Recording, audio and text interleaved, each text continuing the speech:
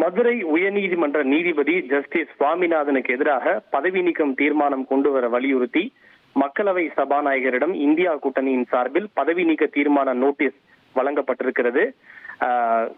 இந்திய நீதிபதிகள் விசாரணை சட்டம் 1968 கீழ் 218வது பிரிவின் கீழ் இத்தகைய நோட்டீஸ்கள் வழங்கப்படுவது வழக்கம். இந்தியா கூட்டணியின் சார்பில் திமுக நாடாளுமன்ற குழு தலைவர் கனிமொழி, மக்களவை குழு தலைவர் TR பாலு, பிரியங்கா காந்தி, சமாஜ்வாதி கட்சியின் தலைவர் அகிலேஷ் யாதவ் உள்ளிட்டோர் எம்பிக்கள் கையெழுத்திட்ட அந்த கடிதத்தை மக்களவை சபாநாயகர் ஓம் பிர்லாவிடம் வழங்கி இருக்கின்றனர்.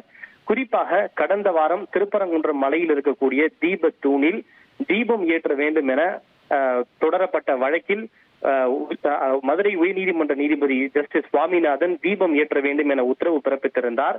அதை கடைபிடிக்காததை தொடர்ந்து CSF பாதுகாவலர்களுடைய உதவியுடன் தீபம் ஏற்றுவதற்கும் உத்தரவிட்டார். இது பலத்த சர்ச்சையை ஏற்படுத்தி இருந்தது. திமுக உள்ளிட்ட தமிழக எம்பிக்கள் இதற்கு கடும் கண்டனமும் தெரிவித்திருந்தனர். மக்களவையில் பேசிய MP TR பாலு, சிலர் வேண்டுமென்றே பிரச்சனைகளை உருவாக்க வேண்டும் என்பதற்காக RSS நீதிபதியிடம் சென்று முறையிட்டு இந்த தீர்ப்பை பெற்றிருப்பதாகவும் அந்த நீதிபதி ஒரு RSS காரர் என ஏற்கனவே அவரே ஒப்புக்கொண்டிருப்பதாகவும் குற்றம் சாட்டியிருந்தார்.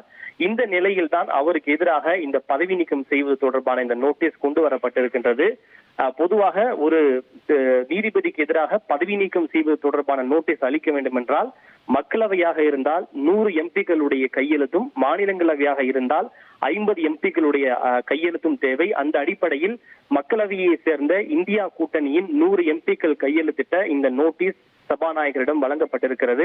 இந்த நோட்டீஸை சபாநாயகர் ஆய்வு செய்தார். ஆய்வு செய்த பிறகு இதில் ஏதேனும் முகாந்திரம் இருப்பதாக அவருக்கு பட்டால் இது குறித்து விசாரிப்பதற்காக 3 பேர் கொண்ட ஒரு குழுவை அமைத்து அவர் உத்தரவிடுவார். குறிப்பாக உச்சநீதிமன்ற நீதிபதி, உயர்நீதிமன்ற நீதிபதி மற்றும் ஒரு நீதித்துறையை சார்ந்த ஒருவர் என 3 நீதிபதிகள் கொண்ட ஒரு குழுவை அமைத்து சபாநாயகர் உத்தரவு பிறப்பிப்பார். அந்த குழு விசாரித்து அவர் தகுதியற்றவர், இன்கெப்பாசிட்டி என்கிற ஒரு முடிவுக்கு அறிக்கை அளித்தால் அந்த தீர்மானம் மக்களவையிலே வாக்கெடுப்புக்கு விடப்பட்டு இரு அவைகளிலும் நிறைவேற்று பின்னர் அது குடியரசுத் தலைவருக்கு அனுப்பி வைக்கப்படும். அதுதான் மரபு.